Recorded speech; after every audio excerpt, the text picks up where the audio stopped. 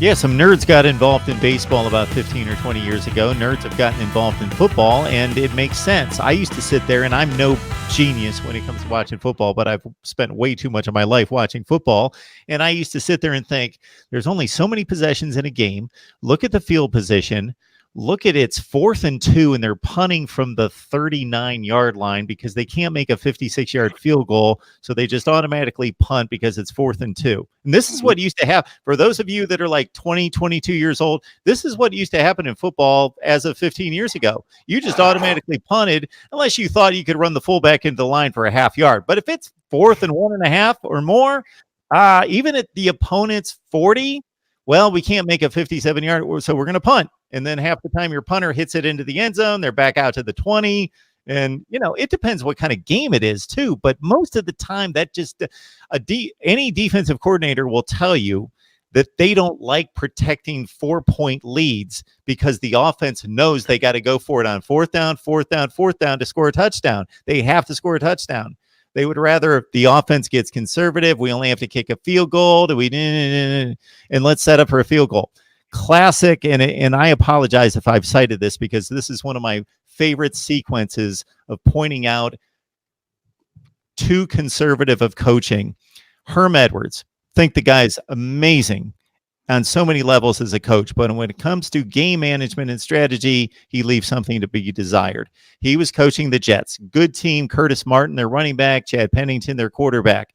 They are playing, and this is 1 week after he lucked out in winning a playoff game at San Diego, being too conservative.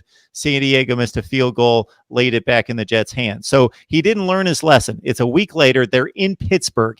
It's like 18 degrees outside with swirling winds. They are driving the field. It's a very tight game, like finished out 23-20. He's got a quarterback. I'm watching the game. They put a graphic on the screen. Chad Pennington has not thrown a red zone interception in like 4 years. Curtis Martin has the longest string of rushing attempts in the NFL without a fumble. They have just driven from like their own 15 with no resistance, no question. The Steelers can't stop them. They drive from their 15 to like the Steeler 32, and all of a sudden, we can't throw, we can't do anything. Let's just set up for the field goal. Let's set up for like a 48-yard field goal in like 18-degree weather, howling winds. What do you think happens? They missed the field goal.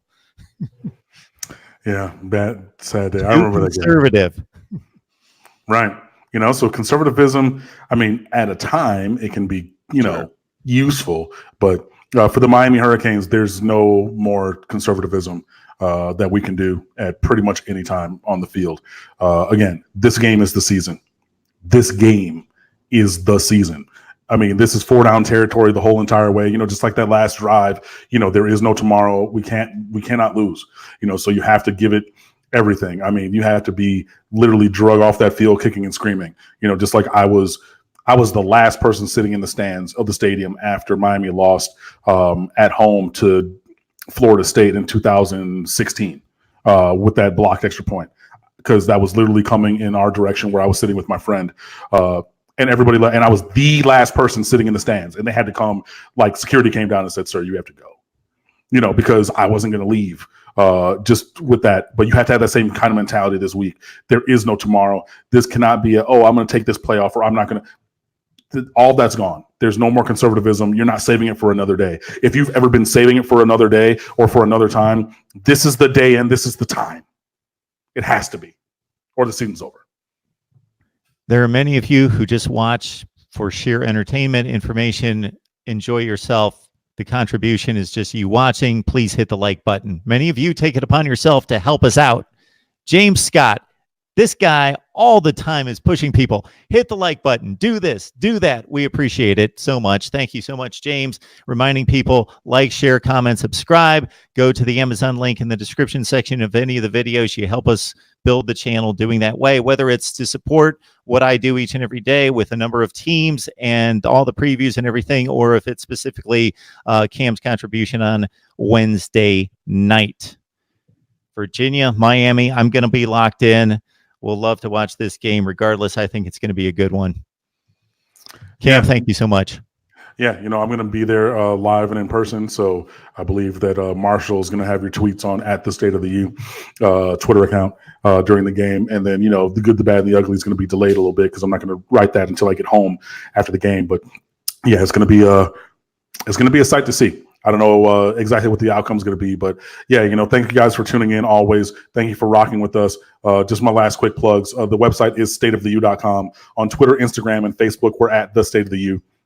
My personal Twitter is at Underwood Sports, so you can interact and engage with me there on all of those kind of things. So please come over to stateoftheu.com and fan with us, and we will check in with you guys next week.